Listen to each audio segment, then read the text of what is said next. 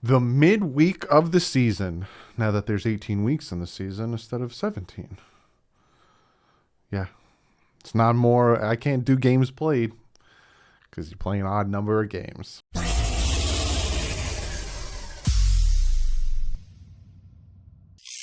What is up, football fans? Week 9 of the NFL season. We hit the midpoint of the season going into our picks, and there are some things that need to be talked about with this week because there's some surprising things that happened last week. Real quick, got to shout out a new Patreon in Will NFFC. Also, this episode of The Pick'ems is presented by My Bookie. Go over, check them out. It's a fantastic betting site, kind of like FanDuel and all that stuff. They have great stuff over there. NFL, NBA, all that good stuff. Go over, check out mybookie.ag and go play some bets, but bet responsibly. Also, check out patchvibes.com. You hear me talking about them all the time with the great patches, t-shirts, mugs, pins, hats. Use the promo code DDW2. You get yourself 20% off. Backroom Collections. You see it over there. You see the artwork over there. I got to hang it back up. I'm actually probably going to give away one of the artworks to one of you guys. Maybe do a mid-season giveaway or something like that. Go over, check it out. Use the promo code DDW. Get yourself 10% off. Great canvas artwork. You can place it anywhere in your house, your man cave, your she shed, whatever. Go check it out. Let's jump into this week's picks. I did absolutely horrible last week. Teams that I thought were going to win, lost. And some of them were surprising. I went 7-8 last week. I was bad. My dad went 8-7. He kind of closed the gap on me and him. I'm sitting at 79-43. My dad is at 73-49. It's funny how that worked out. And looking at the Pick'em League, we have a new number one in Denzo239, Fins Up, Fins Up Switzerland, Silver Mitch 2017, Puppet Master at Works, ESPN Long Number, and PWOP are tied for third.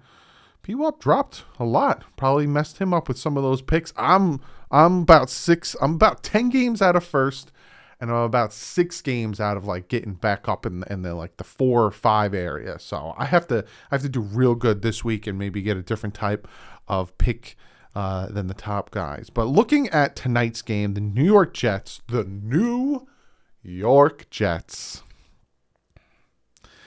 They beat the Cincinnati Bengals. I did not see that happening. And it's so funny. Speaking of My Bookie, if you go and you check out My Bookie, there was the option to take the Jets. And I was really, really deciding on taking the Jets. And I think last week the Bengals were giving the Jets like 10 or something like that. They were giving them more than a touchdown. And I was like, do I want to put money on the Jets? Do I want to put money on them Jets? And I ended up not. And they actually won that game against the Bengals. They're taking on the Colts, who lost in the overtime game to the Titans, who we'll talk about the Titans when we get to them. This was a hard one for me. Right now, the over, and I'm using My Bookie for the spread. The Jets are getting 10.5. So the Jets are still getting 10.5. And if I'm a betting man, I'm betting the Jets on the spread. I think this is going to be a close game. I don't think the Colts are going to blow out the Jets.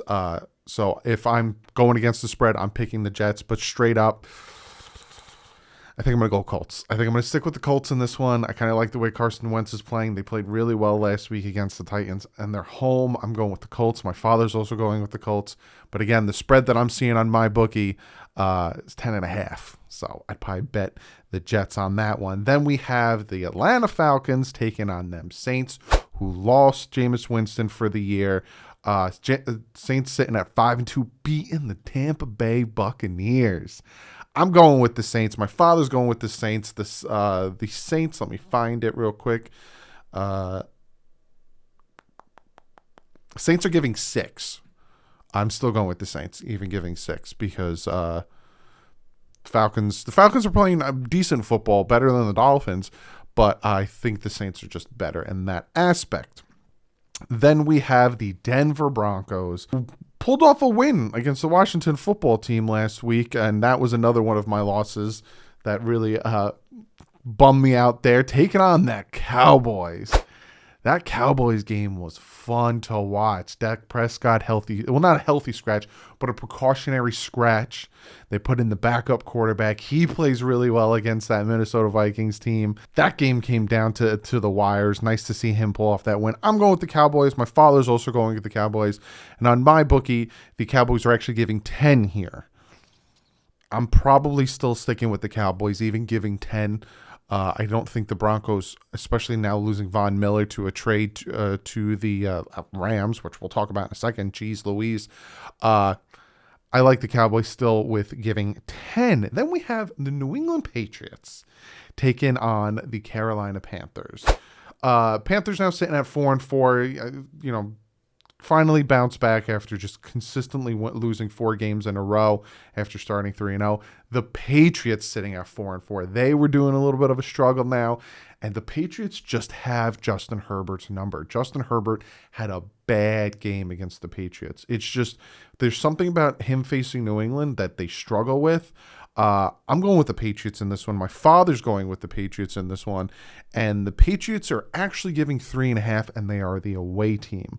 So I'd still go with the Patriots. I think that they'll win by more than 3.5, even in the spread. But yeah, I'm going with the Patriots in this one. I think Panthers they're not there yet. Minnesota Vikings, like I said, taking on the Baltimore Ravens. Now, Vikings just barely lost to those Cowboys without Dak Prescott in there. And the Ravens, sitting at 5-2, coming off a bye after losing to the Cincinnati Bengals. I'm going with the Ravens in this one. My father's also going with the Ravens in this one. They're home, and to me, they're just the better team out of the both of them. And when it comes to the spread, the Ravens are giving 6. I'd still stick with the Ravens. I think the Ravens will win by a touchdown. Ravens giving 6. I'm still going to stick with that one. Again, if you guys are wondering where the flip I'm getting these spread numbers, mybookie.ag. Go check them out. Then we have the Cleveland Browns, who lost to the Steelers. Another one of my picks that I lost because I thought the Browns would potentially bounce back here and beat the Steelers, taking on the Bengals again, who I have lost because they lost to the Jets, which was both games were really good games. I'm going to go with I'm going with Cincinnati in this one. My father's going with Cleveland in this one. I just think Cincinnati is just a little bit better of a football team right now. And when it comes to the spread, the Bengals are giving 2.5. So this is more, again, of when you're betting against the spread, this is more just who do you think is going to win. I think in Cincinnati, so I'm picking them both spread and everything. And we got the Buffalo Bills. We all know what happened with Buffalo last week against the Dolphins. It is what it is. I don't want to rehash it. Taking on the Jaguars. Bills are going to win this one. Me and my father are both going with the Bills in this one. They are giving 14.5 point on the road against Jacksonville. Do you no, there's no way. Dolphins played the Bills hard, kept them to 3 for 2.5 quarters. I don't know if the Jaguars are in that same realm.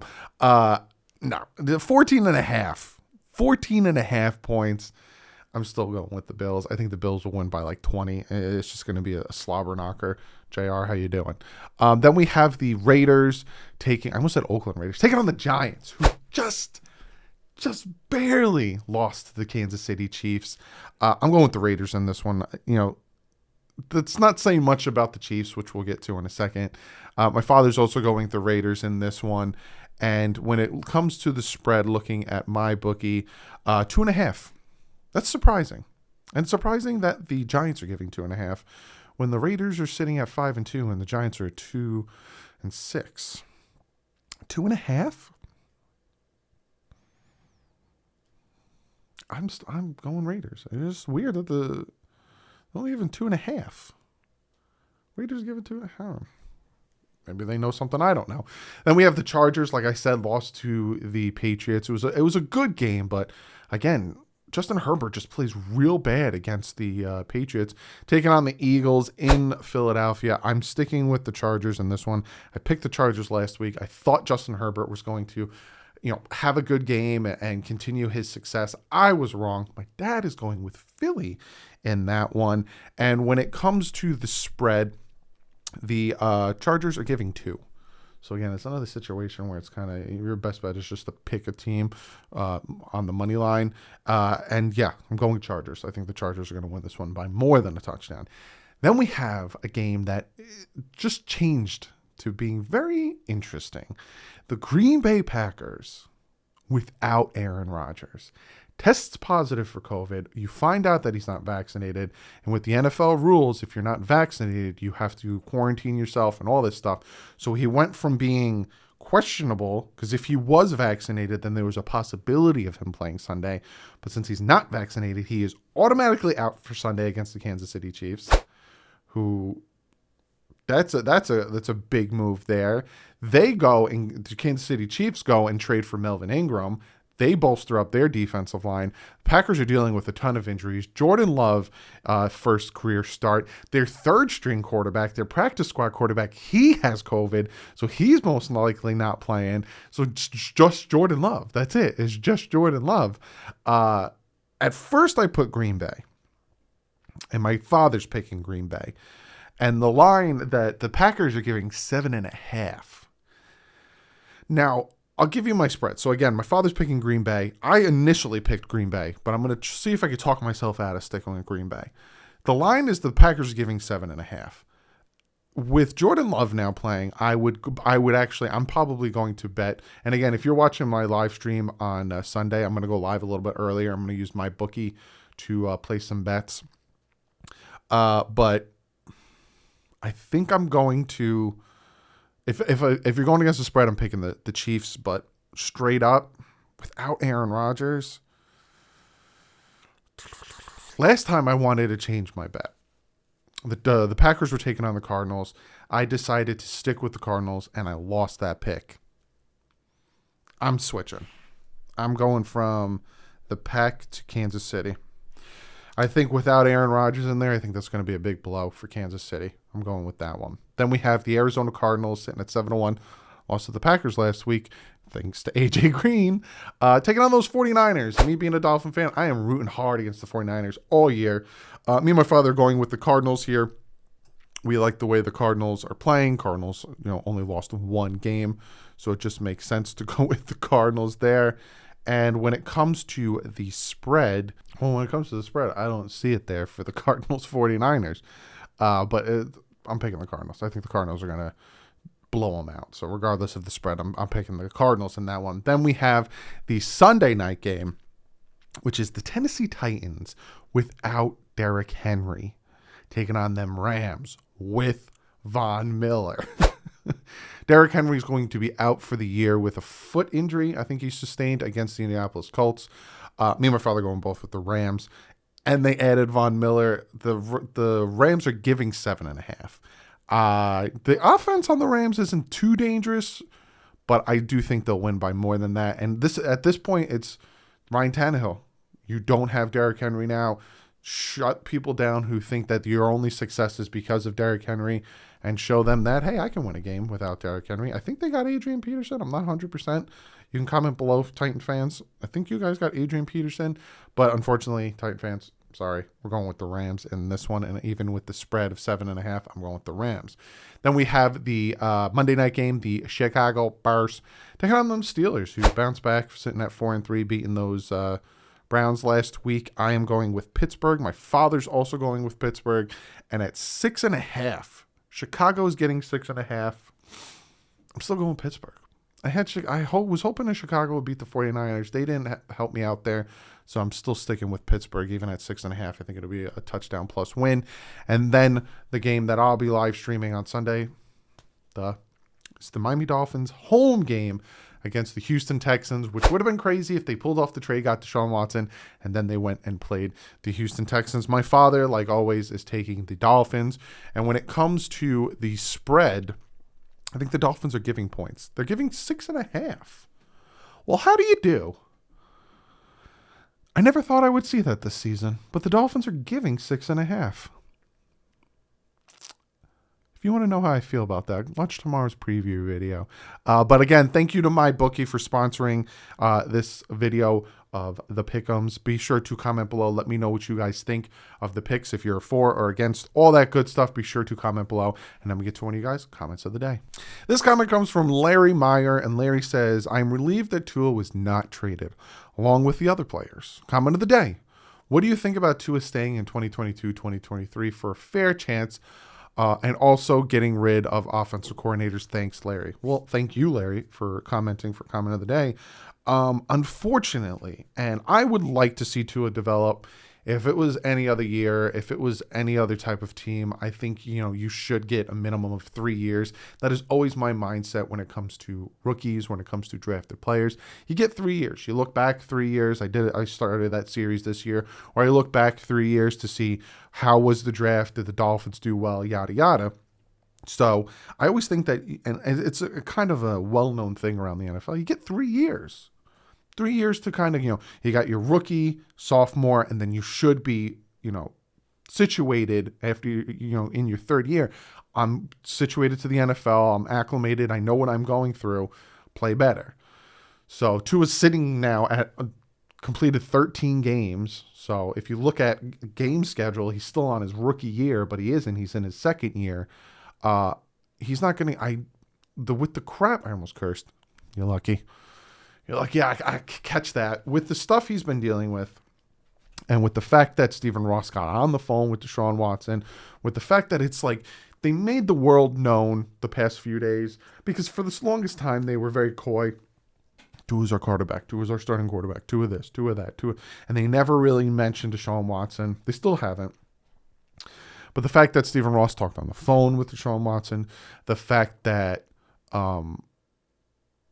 they made it known that we're looking, because even Greer came out and said, why would I not look at top talent, yada yada.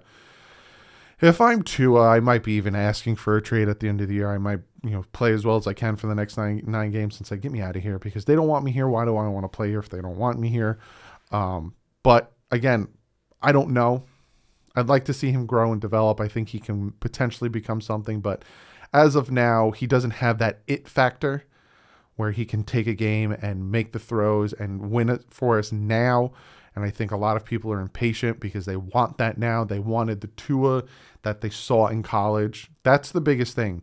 They saw this guy in college before the hip injury that was lighting it up, making great plays, all that stuff. And you think coming into the NFL, it should transition quicker, easier. And it hasn't. I'm not going to say that he has been playing great. He hasn't. He's up and down. He's inconsistent. And people don't like that. People want to win now. People want that instant success. Justin Herbert, Joe Burrow, these guys that as soon as they start, they get that starting option, they're playing well. So regardless if you say, offensive coordinators, O-line, anything, they expected it and they're not seeing it. So that's why some fans are done with him. But me personally, I'd like to see him grow a little bit. But after all the stuff that went through, I don't know. I wouldn't be surprised if he's not here in 2022, unfortunately. But hope I answered your question. And get rid of the offensive coordinators? Yes. Please bring in. If you fire the head coach, bring in somebody who has experience all around.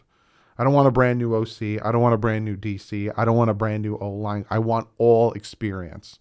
That is our biggest fault. But I'll talk about that when I do my midseason review. But other than that, guys, I'll see you tomorrow. Breaking down the Miami Dolphins taking on the Houston Texans. Going to be an interesting one. Freaking 6.5 point favorites. Who would have thought that? But like usual, guys, stay classy. Have fins out.